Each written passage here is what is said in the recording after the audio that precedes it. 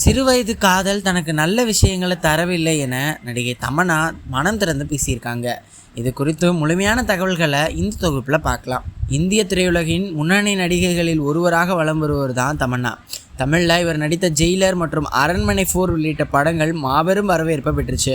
தற்போது இந்தியில் ஸ்ட்ரீட் 2 படத்தில் இவர் நடனமாடிய பாடல் யூடியூப் தளத்தில் மாபெரும் வரவேற்பை பெற்றிருக்கு. பாலிவுட் நடிகர் விஜய் வர்மாவை காதலித்து வரும் தமன்னா அண்மையில் ஒரு பேட்டி ஒன்றில் பேசியிருக்காங்க.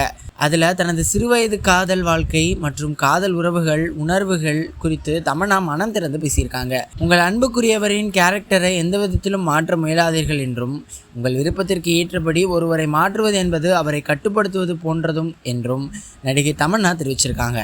மேலும் காதல் உறவுகளில் பொய் சொல்வதை தவிர்க்க வேண்டும் என்றும், அன்புக்குரியவர்களை கோபப்படுத்தும் விஷயங்கள் குறித்து அவர்களிடம் பேசுவதையும் தவிர்க்க வேண்டும் என்றும் மிகுந்த பயனுள்ள டிப்ஸுகளை கொடுத்துருக்காங்க.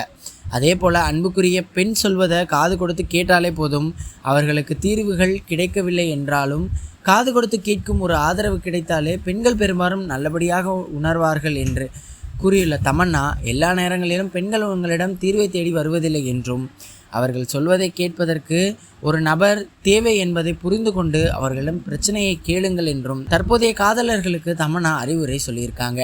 தொடர்ந்து பேசிய தமன்னா, எனக்கு யாராவது கிஃப்ட் தந்தால் கோபம் வரும் என்றும், கிஃப்ட் கொடுப்பது ரிலேஷன்ஷிப்பிற்கு விலை நிர்ணயம் செய்வது போல இருக்கும் என்றும், நான் ஒரு ரிலேஷன்ஷிப்பிற்கு நேர்மையாக இருக்க வேண்டும் என்று நினைக்கிறேன் என்றும் தெரிவிச்சிருக்காங்க.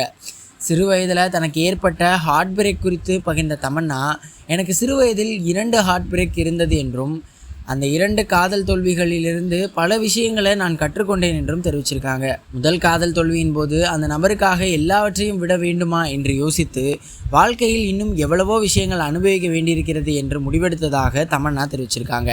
இதை தவிர 2வது ஹார்ட் பிரேக் கொஞ்ச நாள் கழித்து நடந்தது என்றும், அந்த ஹார்ட் பிரேக்கை பொறுத்தவரை அந்த நபர் தன்னுடைய வாழ்க்கையில் நல்ல விஷயங்களை கொடுக்கவில்லை என்றும், அதனால் அந்த காதலை கைவிட்டு விட்டதாகவும் தமன்னா மனம் திறந்து பேசியிருக்காங்க.